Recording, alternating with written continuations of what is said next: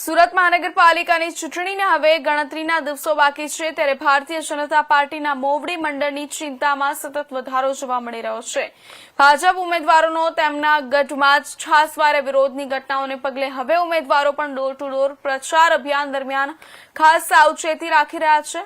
આ દરમિયાન એક તબક્કે ભાજપનો ગઢ ગણાતા વરાછા વિસ્તારમાં પણ ભાજપના ઉમેદવારોનું સ્થાનિકો દ્વારા ફુલહાર પહેરાવ્યા બાદ સ્થાનિક સમસ્યાઓ અંગે વિરોધ નોંધાવ્યો હતો। અલબત્ત આ ઘટનામાં વિડીયો સોશિયલ મીડિયામાં વાયરલ થતા ભારે હોબાળો મચી ગયો હતો। સુરત મહાનગરપાલિકાના વોર્ડ નંબર 3 વરાછા સરથાણા સીમાડા લસકાણામાં ગતરોજ ભારતીય જનતા પાર્ટીના ઉમેદવારો દ્વારા ડોર ટુ ડોર પ્રચાર અભિયાન હાથ ધરવામાં આવ્યું હતું। આ અભિયાન દરમિયાન સોસાયટીના રહેવાસીઓ દ્વારા ભાજપના ઉમેદવારો સમક્ષ શાળા અને રસ્તા સહિતની સમસ્યાઓ અંગે પ્રશ્નો પૂછતા ઉમેદવારો પણ એક સમયે હેબતાઈ ગયા હતા। નક્કર જવાબ આપવાને બદલે ભાજપના ઉમેદવારો હવે પછી આ સમસ્યાઓ દૂર કરવા અંગેની હૈયા ધરપત આપી હતી। યોજનાઓ શક્તિનું જાણે વરદાન, બાળકીથી વૃદ્ધા સુધી